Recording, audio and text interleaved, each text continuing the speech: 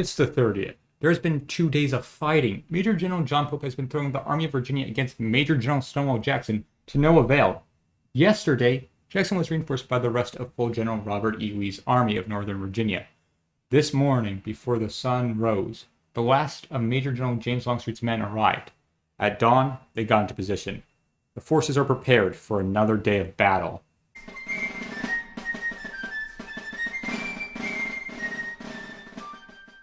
Pope wishes to assault Longstreet's men on the right. After 2 days of marching, they must be tired. To do this, he gives the command to Major General Irving McDowell, the veteran commander of the First Battle of Bull Run. That is not a compliment. McDowell will not march up Manassas-Sudley Springs Road because he's worried about the battered Confederate left. He then offers up Heintzelman's 3rd Corps of the Army of the Potomac. Pope gives in, but he also detaches from the 3rd Corps Brigadier General Rufus King's division, at this time led by Brigadier General John P. Hatch. Pope orders Major General Porter to move west and attack near the center with Brigadier General Hatch and Brigadier General John Reynolds, who leads the Pennsylvania Reserves. Divisional Commander Brigadier General Ricketts and Major General Joseph Hooker and Major General Philip Kearny start moving to the Confederate right. Pope wishes to crush the retreating Confederates. The Confederates aren't withdrawing. Full General Lee doesn't know if the Army of Virginia was attacking today, but just in case, he amassed 18 heavy guns under a Colonel Lee. He is waiting for the right moment to counterattack. Porter is having a hard time getting into position. It takes him 2 hours, but he has his 10 brigades ready, supported by 28 cannons. A little bit after noon, the Confederates launch a preemptive attack. Brigades from Major General Ambrose P. Hill and Major General Richard S. Ewell come crashing down into Ricketts' division. A sheet of lead is fired. Another volley is heard. Ricketts' men are fleeing. Then, the thunderous sounds of cannon fire. The Union heavy guns have repulsed the charge. Major General Porter realizes that time is of the essence. He orders Brigadier General Daniel Butterfield and Brigadier General John Hatch, who is in control of Brigadier General Rufus King's division, to assault Jackson's position behind the unfinished railroad. It is a hard place to assault. They must charge uphill for 600 yards over clear land. Hatch's section of the line is only 300 yards. The line advances, and artillery shells start devastating the line. Confederate artillery is doing the work against the Union. Once the two divisions are within range, volleys tear into them at a frightening rate. Hatch is pushing his men to move forward when everything goes black. An artillery shell has knocked him unconscious, and he is dragged away from the battlefield. Brigadier General Abner Doubleday takes command of the division and wheels into the Confederates' flank. They knock out a Virginian regiment,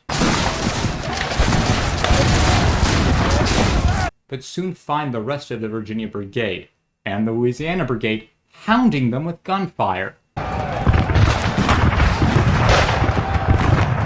The Stonewall Brigade rushes in to fill the breach, but the Union open their muskets into it and even kill the colonel of the brigade.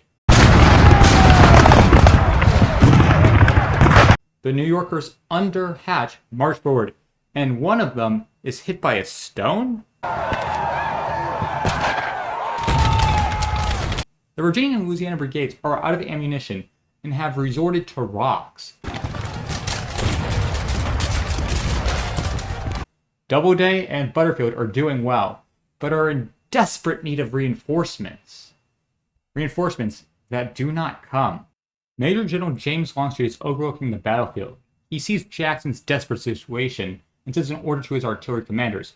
The guns of Longstreet's wing tear into the Union's reinforcements and halt the Union's advance. Hatch's brigade follows their previous brigade commander and moves back towards safety. The 1st and 3rd Brigade of Doubleday's division meet each other, and seeing the terrible state of the 1st Brigade, Hatch's brigade no less, both flee from the field. Doubleday's brigade, the 2nd Brigade, has just wandered off, and the 1st and 3rd Brigade interfere with the last remaining brigade of Doubleday's division under Brigadier General John Gibbon. The Confederates see the opportunity. An entire division has disappeared into a mob. They open fire on Butterfield's men from seemingly everywhere. The brigades begin to disintegrate under the withering fire.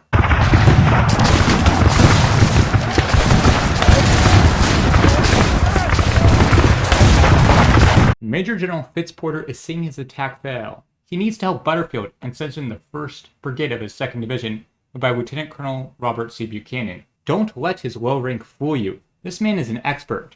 West Point graduate, having fought in the Black Hawk War, Second Seminole War, and the Mexican-American War. He commands an equally impressive brigade made up of U.S. regulars. These are the elites. These are the best of the best. And they are being used very early. Before these elites can show their strength, the Confederates move. Full General Robert.E.Lee has been waiting, and now is his time. Major General James Longstreet begins the counterattack. Buchanan cannot attack, and Butterfield must withdraw immediately. It's costly, but it's done. After an independent and frankly idiotic counterattack by Confederate Brigadier General William Stark is beaten back, the Union gets their line ready to meet Longstreet. Buchanan is told to move forward and hold off Longstreet as long as he can. The Union scrambles its forces to the north to meet Longstreet. Brigadier General John B. Hood takes his division of rebels and strikes south of the turnpike. This is disastrous for Pope. He has 2 brigades at Shin Ridge. He doesn't even know what's going on. Major General John Pope, wishing to support Porter, sends in Brigadier General John F. Reynolds with his division. They march off of Shin Ridge and form up with the 5th Corps. Longstreet has 5 divisions and an objective, Henry Hill. But that objective is 2 miles away, and with the terrain before him, well, he isn't able to do anything fancy. And then Lee sends word to Jackson. Buchanan is told to move forward and hold off Longstreet as long as he can. The Union scrambles its forces to the north to meet Longstreet. Brigadier General John B. Hood takes his division of rebels and strikes south of the turnpike. This is disastrous for Pope. He has 2 brigades at Shin Ridge. He doesn't even know what's going on. Back at Union HQ, Pope receives word from General-in-Chief Henry Howard. 2 corps in a division are moving to reinforce him, and McClellan is staying in D.C. Perfect! Pope left 41 brigades and no McClellan to steal the glory or fight with him. Colonels Nathaniel McLean and Colonel Gouverneur Warren has been defeated. The southern part of the battlefield is falling. Major General Irvin McDowell disengages Reynolds' division and sends it back towards Shin Ridge, where they just were. Reynolds himself doesn't like the idea, believing Jackson to be the main threat. McDowell's in charge, though, and he also sends up Brickett's division. And the fresh 1st Corps of Major General Francis will take on the Confederate advance. 2 of Brickett's brigades arrive first. One goes crashing into Brigadier General Camden Wilcox's brigade and puts it to flight.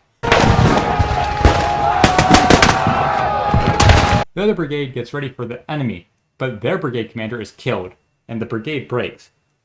The first and successful brigade engages with a fresh Confederate brigade. They are holding well until their leader is knocked unconscious. Major General Sigil's Corps arrives and sends in 2 of its own brigades, Colonel John Colt and Colonel Władimir Krasnowski. The reason I say fresh are these 2 brigades haven't been engaged yet today, but yesterday Krasnowski was in the thick of it, and his men are tired. Colt was lucky to be in the reserves. That luck doesn't go far, since Colt is soon killed by an artillery shell. Union regiments hold for an admirable amount of time, but actually fresh, Confederate brigades come in and dislodge the defenders. General McDowell uses this time and forms a defensive line on the Manassas-Sudley Springs Road, and all the way back to Henry Hill. Just as the Union is stabilizing, Jackson goes on the offensive. The offensive is slow and tired, and Jackson was delayed for some reason. The advance, though, does take some artillery and infantry, but Pope was already ordering their withdrawal to Henry Hill. It's 7, and the battle is almost over. The Union will be able to slip away if the Confederates don't do anything. Well, General Lee sends an order to Major General Jeb Stuart to assault the Union's flank. Stuart sends out half-heartedly little more than a brigade.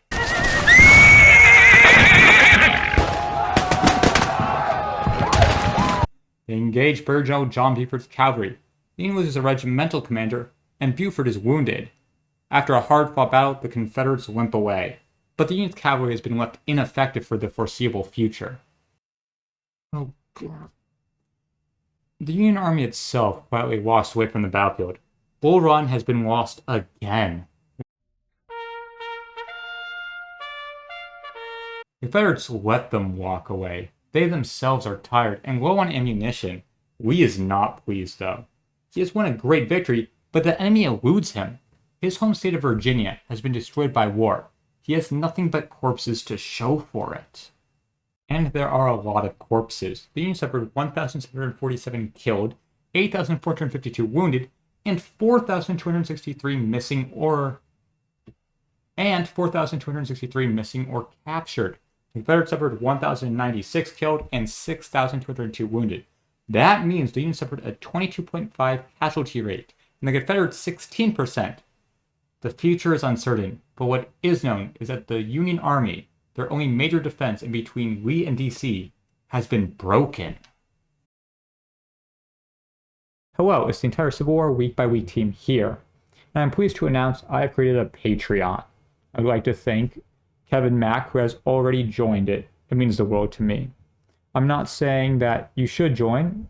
This entire production will go on without.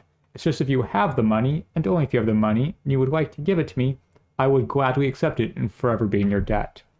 Now for the normal things. If you liked the video, please like it. If you want to tell me how much you liked it, please comment.